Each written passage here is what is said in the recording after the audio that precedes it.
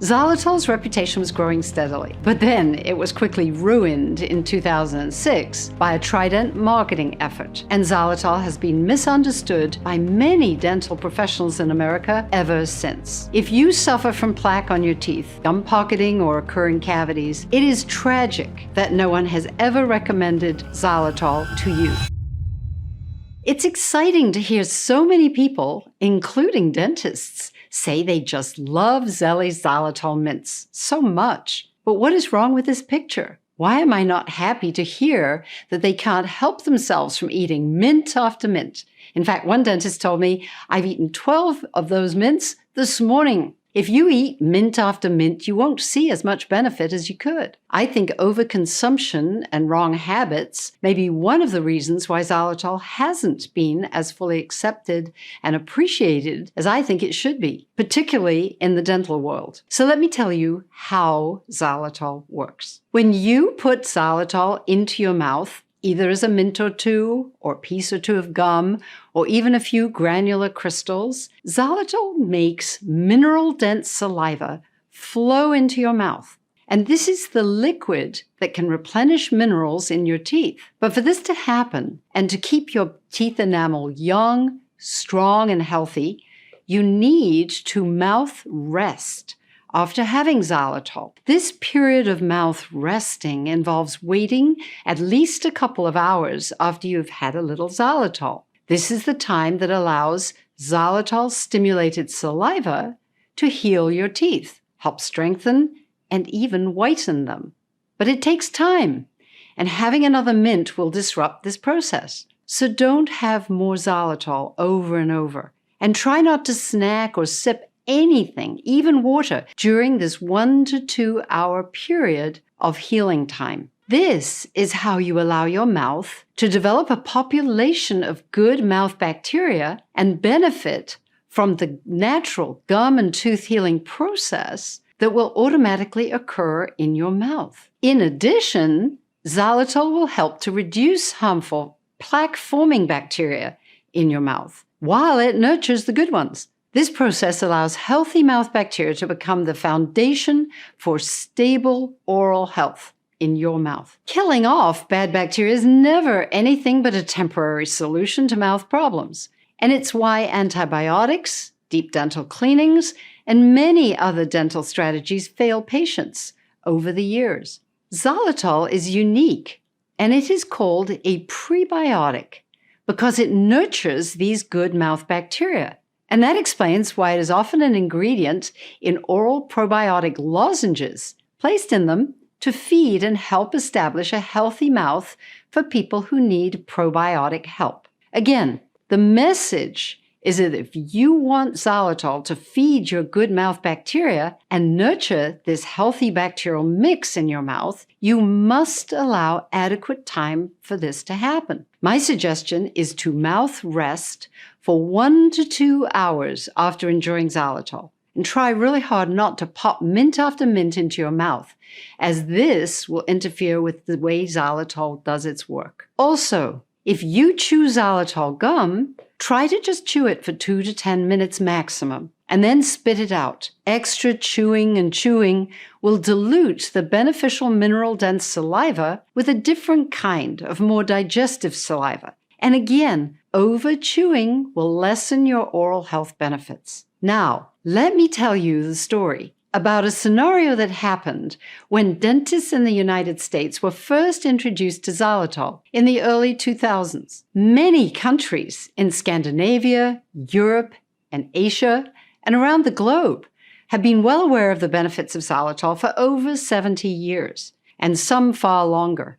It is regularly given to pregnant women and preschool children in many countries to eliminate plaque and help children avoid cavities. 50% of candies in Switzerland, Finland, and Japan were made with xylitol over 50 years ago. But by comparison in America, xylitol remains virtually unknown, even by health enthusiasts and dentists. One problem for xylitol, beyond the fact that it has a name that starts with an X, is that the first company to make xylitol chewing gum in America was the Leaf Company in the late 1960s. Leaf popular in Europe, began to produce a chewing gum for sale in health food stores across this country in America. But they experienced quite rapid and dismal failure.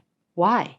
Well, the Leaf Company selected to produce one flavor, and it was the most popular flavor in Europe and Scandinavia, licorice. As Americans purchased this xylitol gum, they understood the taste of licorice was xylitol, and they didn't like it. They also complained that the natural chew of leaf was not nearly as good as the big red gum they were used to, flavored with artificial ingredients that lasted all day. Leaf terminated their project, and xylitol disappeared from the marketplace just like that. 40 years later, xylitol finally received recognition and surprised many as rave reviews came from public health dentists and scientists at Harvard, who had found a wealth of evidence-based studies looking at the benefits of xylitol. Catherine Hayes, the head of the department, announced at the conclusion of a meeting that it would be unethical to deprive people of xylitol, as it had been shown to protect us from plaque problems and cavities. This excitement was shared by the audience at this watershed meeting in Bethesda, and I was there, and it created a new interest in xylitol. The military began to supply xylitol-coated gum to the U.S. troops who were, at this time, fighting in the desert conditions of Iraq and Afghanistan, where they needed extra help to protect their teeth from cavities. Xylitol's reputation was growing steadily, but then it was quickly ruined in 2006 by a Trident marketing effort, and xylitol has been misunderstood by many dental professionals in America ever since. It was around 2006 when Trident introduced their new chewing gum with xylitol. They sent huge bags of Orbit and Trident xylitol gum to every dental office around the country. The dental office personnel, hygienists, office staff, dentists, dove into these giant bags of unexpected goodies, and everyone had a xylitol party, enjoying piece after piece. They chewed and chewed and chewed, and were disappointed not to see immediate results. But that was not all they experienced. I've talked with many hygienists who remember this awful time. And there's a New York cosmetic dentist whom I know who still remembers that moment even today. He's a dentist who often goes on TikTok vehemently accusing xylitol of causing gas and GI issues like diarrhea. Why does he say these things that are not true? For the thousands of friends, family, patients, people I know who have been consuming xylitol here in the United States and in other countries across the globe for decades. Why is he so upset about delicious xylitol? I don't have the graphic details of his own personal story, but it sounds as if he will never forget this moment in 2006 and what happened in his dental office as he and the office staff overconsumed and overchewed massive amounts of Trident gum. These folks consumed so much gum, piece after piece. But Trident gum is not made with xylitol. It's a formulation of many other sweeteners and artificial ingredients, and actually only has a minute amount of xylitol. The main ingredient is a far cheaper sweetener called sorbitol. And sorbitol does upset your stomach and can easily cause gas, bloating, and diarrhea. I'm sure it was awful for everyone involved, but it is especially sad that this experience turned many in dentistry away and even against xylitol. So let's take a lesson from the story. Beware. Be sure to read ingredients. Ensure that any xylitol gum or mints you consume are made with 100% xylitol, like Zelly's mints and gum. And introduce yourself to xylitol slowly, especially if you're someone who is not used to consuming fiber in your diet. You see, xylitol is a prebiotic fiber, and it is easy to eat mint after mint because they taste so delicious. The main thing, however, is you need to mouth rest between exposures if you want the best results and healthier teeth. What does it mean that xylitol is a prebiotic fiber? Well, it nurtures good bacteria in your mouth, but then it also is good for gut health. And this is why it may often be found as an ingredient in digestive probiotics. For this reason, it digests in the gut to feed the bacteria that form butyrate, a short-chain fatty acid that is foundational for gut health. So this experience in dental offices is a sad and almost heartbreaking story because xylitol has such a long and wonderful history of use in many countries and for well over 60 years. If you suffer from plaque on your teeth, gum pocketing, or occurring cavities, it is tragic that no one has ever recommended xylitol to you. Xylitol is found in the wood of birch trees, and birch trees are one of the oldest trees in the world, even around at the time of dinosaurs.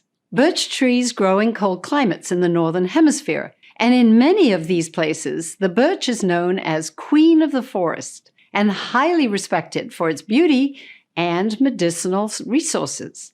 When I arrived in America, I enjoyed a horse ride through the forest in upstate New York, and on the way, I asked my guide what he knew about birch trees. He was from an indigenous tribe and was well aware that his ancestors used sticks cut from birch trees to clean their teeth, as there was something in the wood that kept teeth healthy. He told me they gave birchwood to children to chew as their teeth were growing, and it magically made teeth healthy. Many indigenous people in Canada, upstate New York, Russia, northern Turkey, and China have long understood the benefits of chewing birch sticks. And in some countries, xylitol, or sugar from the white birch tree, is used regularly for baking and as an all-purpose or diabetic sugar. This is why you will often find birch sugar in grocery stores in northern Canada and Alaska and in health stores worldwide. But xylitol sugar was never generally used in this way for baking in America